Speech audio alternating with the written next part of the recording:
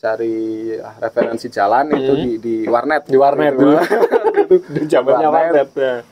Kita cari jalannya dari Bandar berarti ke Belado, ke Bawang, terus Sukorejo, terus ke Temanggung, Magelang. Betul. Malah itu dari di warnet itu udah paham, tapi setelah di kenyataannya itu bingung.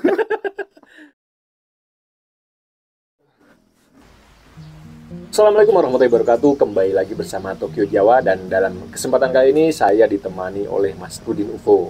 Nah, ini nanti kita akan berkenalan bersama Mas Rudin UFO. Nama aslinya itu siapa, terus kegiatannya sekarang ini bagaimana, karena beliau ini adalah salah satu rekan saya juga yang bergerak di bidang outdoor, atau bisa dibilang penggiat alam bebas juga.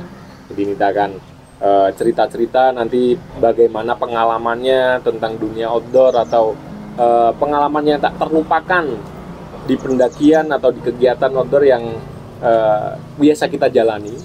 Langsung saja sama Mas Rudin UFO nanti ya. Dan kesempatan kali ini kita berada di area Los Teh. Kita ada di area di atasnya Forest Kopi, tapi bukan di atapnya ya. Kita di atas, daerah atasnya Forest Kopi, dan dekat jalur atau jalan tembusan dari Bandar ke Batur, Banjarnegara atau Dieng, Jawa Tengah. Dan kita langsung saja kenalan sama Mas Rudin UFO. Aslinya itu siapa Mas, jenengan itu Mas? Assalamualaikum warahmatullahi wabarakatuh. Waalaikumsalam warahmatullahi wabarakatuh. Kalau nama asli saya itu Hoirudin. Cuma biasa dipanggil Rudin. Rudin. Kalau kata UFO itu ada sejarah tersendiri. Oh, ada sejarah tersendiri. Kenapa kok bisa UFO ya? Dulu waktu tahun 2010-an itu kan pernah jual martabak, nah itu saya kasih nama martabak UFO. Oh gitu, makanya asal mulanya UFO itu di situ, Mas Rudin UFO. Nah, jadi tak bawa terus itu. Jadi itu nama kebanggaan, kebanggaan dan nama kebesaran lah gitu ya. Sejarah tersendiri. Kebesaran tapi nggak kegedean. Nah itu intinya ya nama asiknya Mas Rudin UFO. Nah, kegiatan Mas Rudin sekarang ngapain nih Mas nih? Kalau sekarang alhamdulillah kerja. Alhamdulillah kerja di sebuah instansi pemerintah lah. Mantap juga. Mantap juga. Pokoknya intinya sudah kerja di pemerintahan. Tapi Mas Rudin UFO juga pengusaha juga loh, jangan salah. Ini usahanya salah satunya bergerak di bidang outdoor, dan mungkin ada lainnya juga. Ya Mas ya? Masih ada ini usaha apa persewaannya ya? Persewaan dari 2016 sampai sekarang masih ada ya persewaannya. Namanya apa Mas?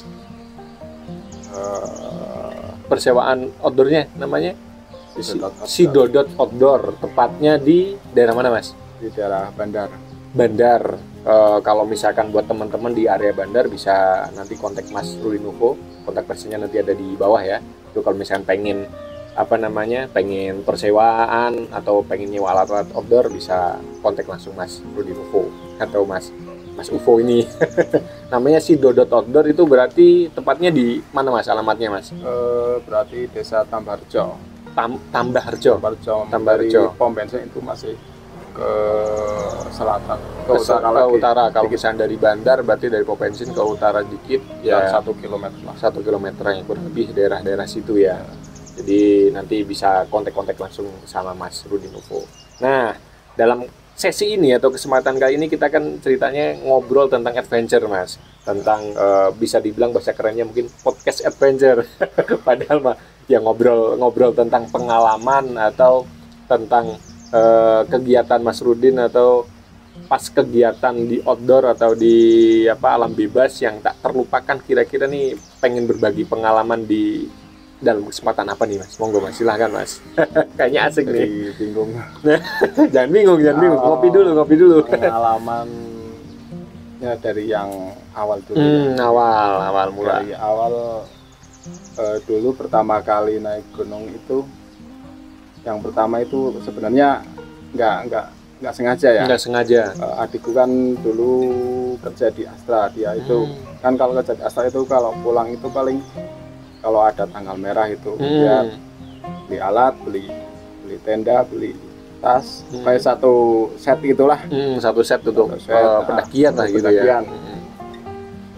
Itu kan jarang dipakai.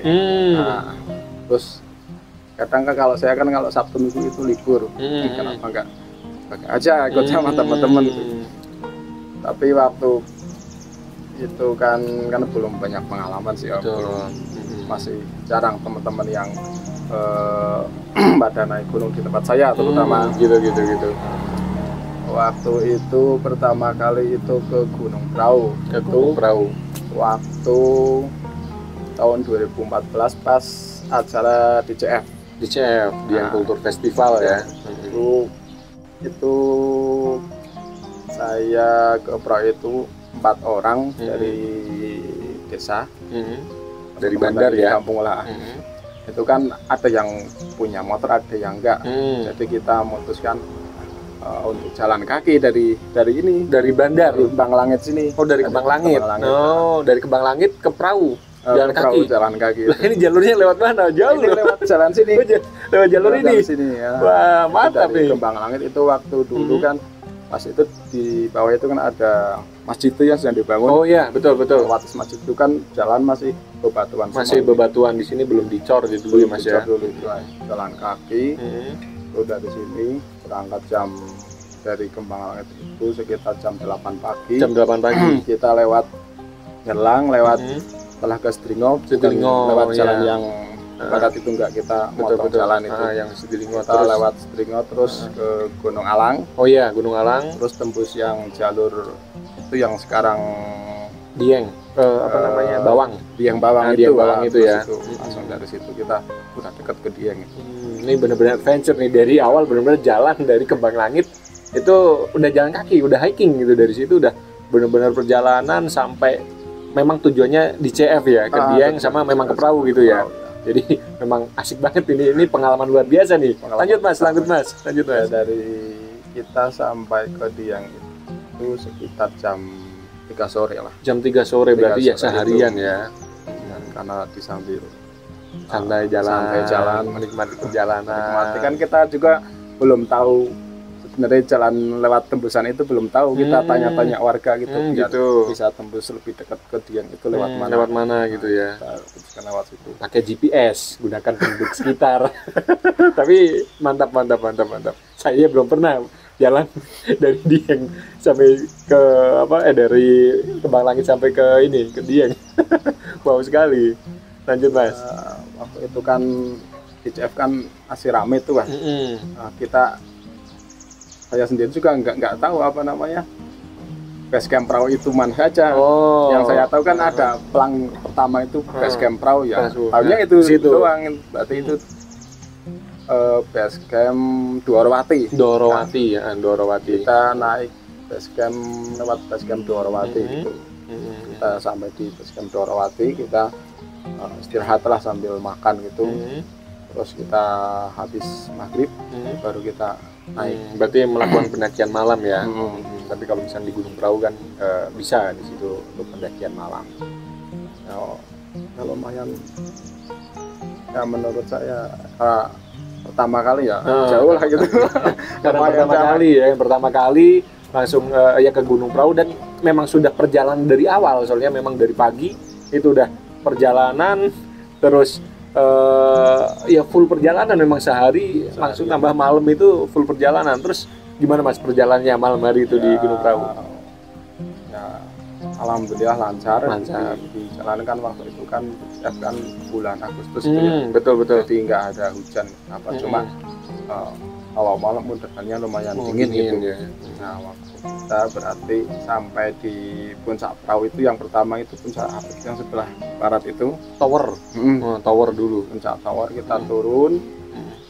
Itu dulu kan itu ada satu pohon yang udah nggak ada daunnya di situ. Kita camp di situ.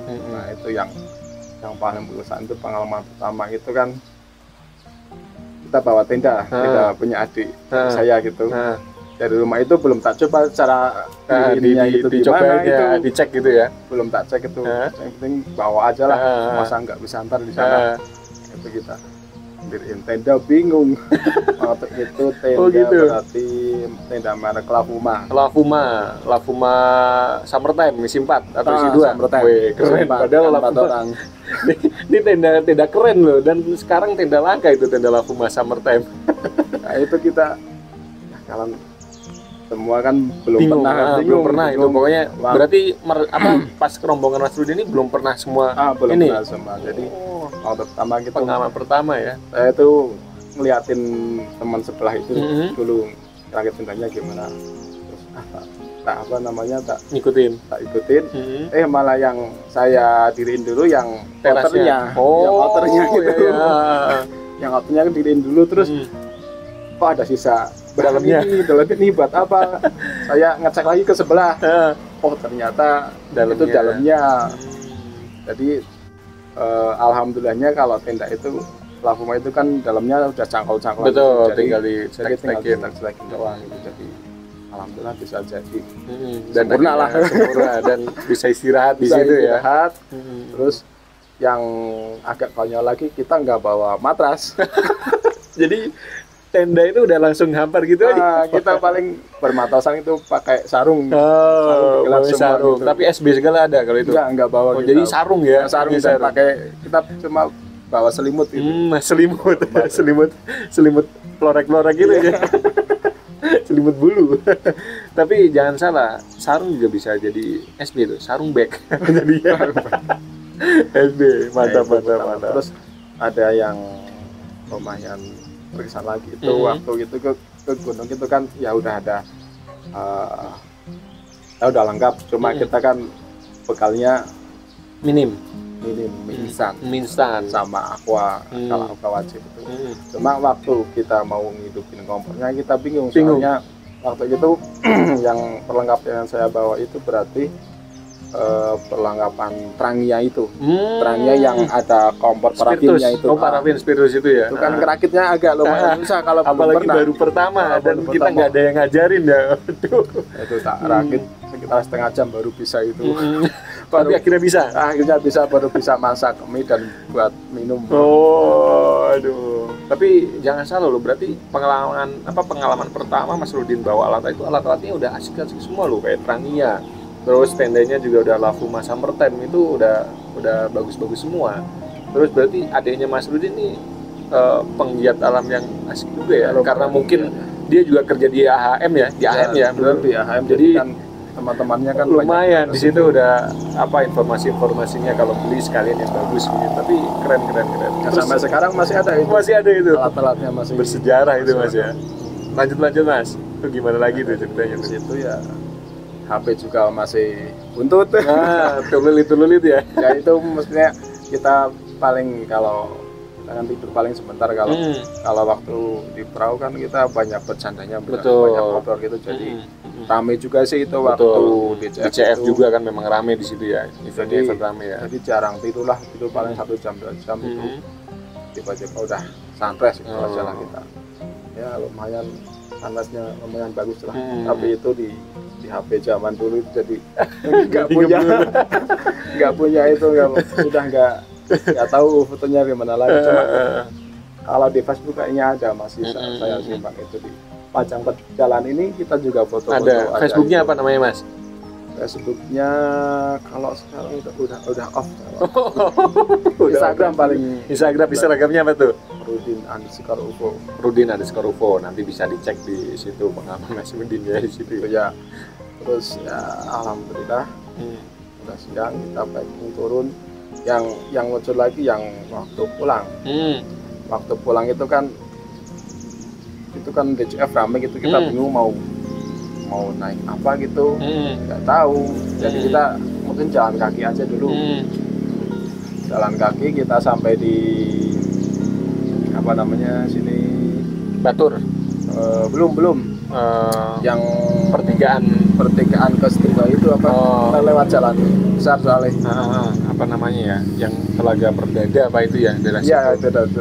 Sampai situ kita nyetop Geodipa, daerah di Geodipa situ ya. Di Geodipa itu kita nyetop pick-up sampai ke Pasar Batur. Alhamdulillah dapat tumpangan dari situ. Dari situ kita naik jalan kaki juga, tapi alhamdulillah di ladang-ladang sini yang itu ada Bagian Sandas apa itu yang bukit apa itu pokoknya yang udah tinggi itu di sini daerah-daerah sini ya, daerah-daerah atas perbatasan antara Batur dan Batang. Nah, itu daerah situ. Itu udah maghrib berarti itu ada pick up lagi. Ikut Alhamdulillah lagi. Itu orang bandar, jadi kita bisa sekalian ikut ke bandar. Alhamdulillah begitu. Itu pengalaman. Padahal udah bingung. Betul. Tapi gimana gitu berapa ya? Gitu. Itu pengalaman yang benar-benar apa namanya, ke perahu jalan kaki dari Kembang Langit itu jauh loh. Terus sampai Samit, terus akhirnya turun lagi juga jalan kaki lagi, akhirnya numpang sama apa namanya pick up tadi ya sama warga. Tapi alhamdulillah selamat sampai tujuan Mas ya. Tapi berarti turun di Kembang Langit lagi. Turun kita di bandar, di kecamatan langsung di bandar. Soalnya itu kan orang bandar. Oh gitu, jadi langsung di bandar ya. Mantap juga. Sambil ngopi, Mas. Kopinya jangan lupa kopi warga Kawulo. Sponsornya kopi warga Kawulo. Nih lanjut lagi Mas. Nih tadi kan perjalanan atau pendakian ke perahu. Kira-kira terus ada apa namanya pengalaman yang asik lagi nggak di mana tuh? Nah, sehabis dari perahu itu saya sendiri jadi pengen naik lagi, gunung lagi, lagi. Tercandu akhirnya, jadi kecanduan ya. Nyari teman yang suka ke gunung itu. Ya, di Banjar adalah punya beberapa teman yang suka naik gunung.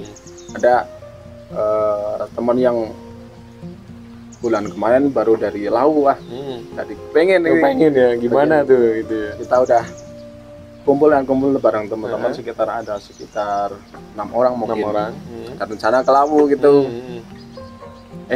Pas hari H kurang 3 hari pada potong semua. Mental sendiri-sendiri ya. Biasa tuh biasanya ada 2 orang. Saya dan teman saya itu. Kita rembuk. Jadi ke Lawu enggak? Nah, kalau berdua bingung. Teman saya itu nggak berani. Ya udah, kita alihkan saja ke Merapi atau Merbabu gitu, ayo motoran. Waktu zaman itu berdua, berarti dari Bandar itu motoran. Sehari sebelum berangkat itu kan belum punya HP yang WhatsApp Android, atau Android atau GPS atau belum ada ya. Gitu. Saya itu belum ada.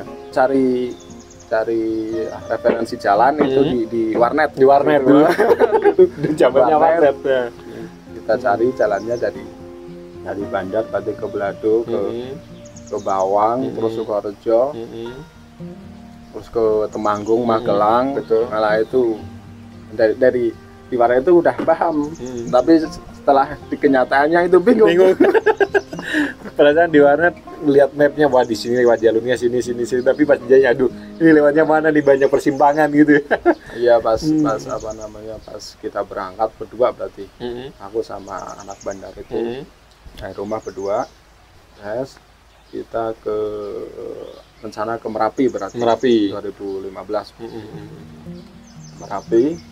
Nah waktu di Magelang itu kan harusnya kita belok ke nyari jalan tembusan itu ke Muntilan itu. Betul. Kita nggak tahu, bingung. Jadi kita nyasar sampai ke arah Borobudur.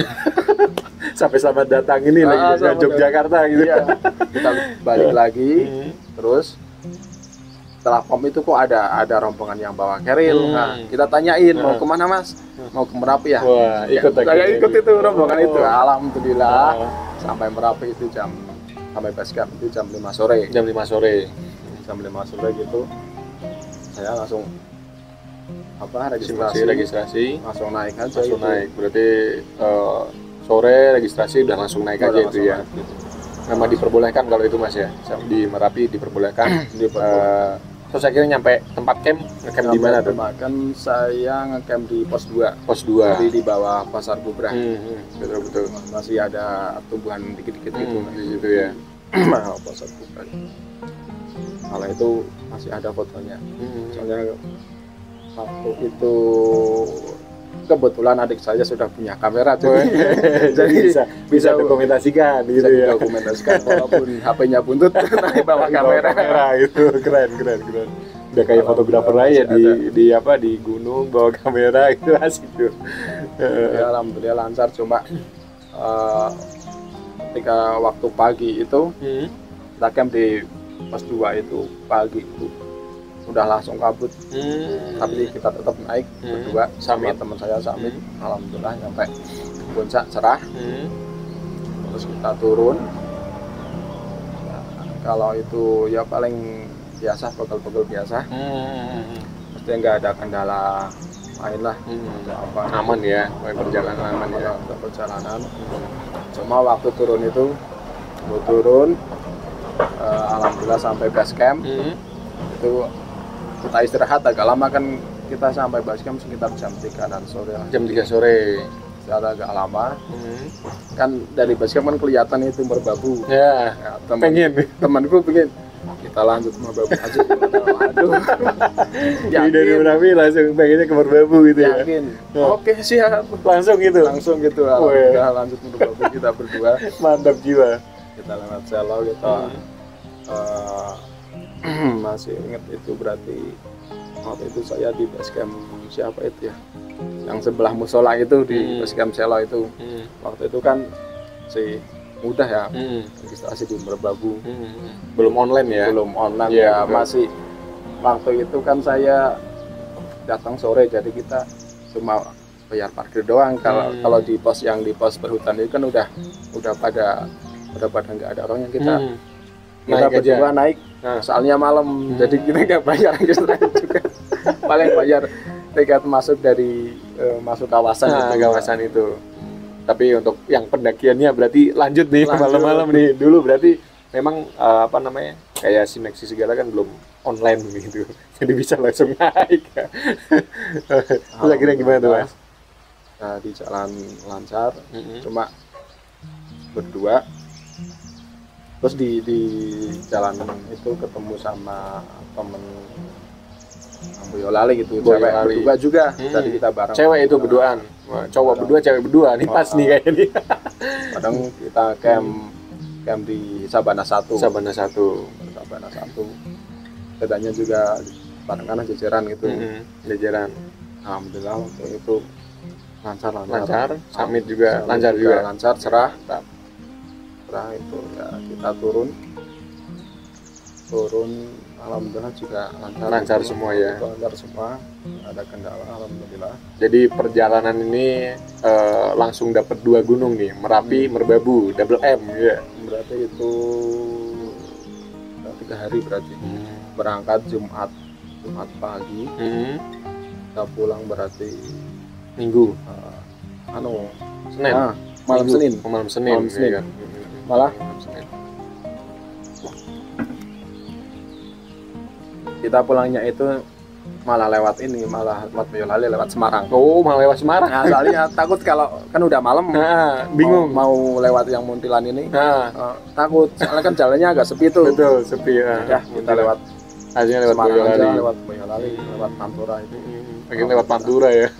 Sekitar jam 11-an itu nyampe rumah.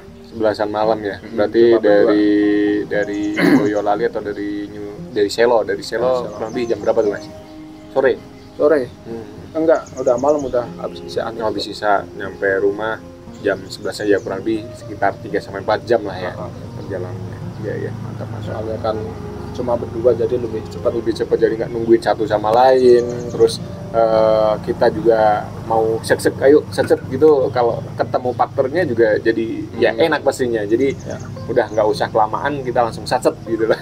Waktu pertama-tama awal-awal naik gunung kan itu kan ya sama itu temanku itu yang satu itu. Kalau ke mana gitu. Jadi itu jadi partner sekarang. Nah, kalau sekarang dia udah jarang naik gunung. Nah, Masnya juga jarang naik gunung. Naik gunungnya yang berbeda. Nah, kalau sekarang masih lah. Masih. Cuma udah nggak apa ya.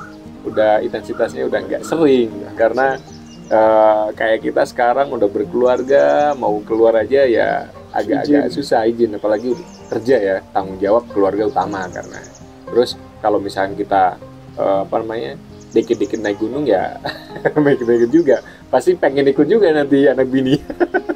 Gitu kalau ya. Dulu sebulan sekali pasti. Entah itu di bukit mana kan yang dekat-dekat itu kan banyak gitu. Betul, pokoknya jalan lah, pokoknya sebulan sekali jalan ya. Pasti. Sama kayak zaman muda saya dulu juga, mungkin justru malah seminggu itu malah berapa kali gitu. Ada partner saya namanya Mas Aji Saputra, yuk kira-kira kita kemana nih, kadang seminggu bisa 3 kali 4 kali nggak ke gunung aja, pokoknya intinya berkegiatan aja lah, entah itu nyari curug, nah hampir setiap hari malah dulu kan nyari curug, terus nyari tempat-tempat yang asik itu ya zaman dulu, zaman muda ya. Kalau sekarang udah memang agak kebentur dengan waktu, terus kita juga ada tanggung jawab untuk menghidupi anak istri ya. Jadi ya harus tetap semangat, tapi kita nggak akan lupa tentang perjalanan kita zaman dulu. Makanya kita ngobrol sama Mas Udin ini biar terdokumentasikan nih cerita-cerita zaman dulu nih bagaimana. Kira-kira ini ada lagi nggak Mas yang asik lagi, pengalaman yang asik lagi nih? Asik lagi ada ini waktu. Ya sama, berarti kan ini masih awal-awal. Masih awal-awal di pendakian. Ya masih sama temanku yang satu ini. Yang partner itu dah pokoknya ya. Itu berarti kita rencana ke Slamet. Itu ke Slamet. Berdua juga itu lewat Bambangan. Pertama kali juga itu ke Bambangan ya, Slamet ya. Pertama kali kita sampai di base camp. Jam masih sore itu, masih besar kayaknya. Kita berangkat habis duhur sampai dari rumah. Kita langsung naik di pos 1 itu sekitar maghrib mungkin. Di pos 1 maghrib. Hujan gitu, kita nunggu reda bentar. Nah itu di situ ada orang gila. Di Slamet ada orang gila? Nah, di pos 1 pernah ada itu. Tidur di situ gitu? Orang gila. Perempuan itu. Waktu itu kan kondisi hujan itu yang naik jarang itu. Jarang itu paling. Dan udah sore juga ya itu ya posisinya. Udah sore. Paling yang barengan sama rombonganku berarti itu cuma 2 rombongan. Rombongan itu itu udah duluan. Termasuk saya yang paling akhir kayak itu naik sampai pos 1 hujan gerimis gitu. Kita nunggu agak reda, kita lanjut lagi sampai pos 2 udah lumayan reda, udah enggak hujan. Terus itu ngomong orang gilanya tuh gimana tuh Mas? Udah diem aja di pos 1. Iya, cuma itu ketawa-ketawa gitu. Ya awalnya gitu saya pikir sama temen itu kan kira setan atau apa itu ya. Ternyata orang gila, tapi karena waktu di pos 2 kan ada rombongan yang turun itu. Ya emang udah dari kemarin di situ orang itu. Lanjut Mas. Waktu itu berarti sampai pos 2 itu sekitar udah malam lah, jam 9-an itu. Kan rencana mau camp di pos 5 tapi kan cuma berdua itu. Dan kita tetap lanjut nyampe di pos 3. Itu ada tenda 1 di situ. Di situ tenda 1 di pos 3 waktu itu cuma ada tempat untuk berdua itu cuma 1. Shelter itu cuma 1. Kalau sekarang kan udah banyak itu, udah gitu ada ya, sekarang banyak juga. Ya. Kalau dulu kan belum ada warungnya. Mentok itu di pos 2 warung. Waktu itu saya sama temen istirahat di shelter itu. Kayak temanku itu langsung bilang dingin banget itu, kedinginan. Terus saya bilang apa buat api unggun kecil-kecilan sedikit. Tuh temanku kok ketiduran, tak tungguin 1/4 jam lah gitu. Udah tak bangunin, ayo mau lanjut enggak? Malah dia bilang kayak gini, aku mau tidur sini aja, kamu yang lanjut sendirian. Aduh, gimana? Waduh, udah malam ya kan. Kalau gitu bikin di situ. Langsung bikin tenda aja di situ. Di pos 3. Di pos 3 gitu. Untungnya ada sebelahan lah. Cuma 2 tenda berarti. Itu pas di bawah pohon gede itu. Alhamdulillah lancar. Cuma ya, waktu itu belum punya kompor gas. Ya masih kompor parafin itu. Rangia kalau masak mie lama banget. Ya, kalau pas bikin tenda ya udah kita masak itu ya alhamdulillah lancar. Pagi itu berarti kita bangun bangun masak mie. Samit. Itu sekitar jam 8. Jam 8-an ya. Jam 8 pagi itu kita mulai naik lagi summit, tapi barang-barang tenda ditinggal. Nah, ditinggal di tenda. Temanku bilang, ini nyampe puncak enggak, ini kan posnya kan Jauh masih. Dari pos 3 sampai 9 9 sampai pos. 9 pos sampai Palawangan ya namanya. Palawangan. Palawangan itu 9 pos selamat. Nyampe pokoknya. Yakin aja nyampe gitu. Alhamdulillah.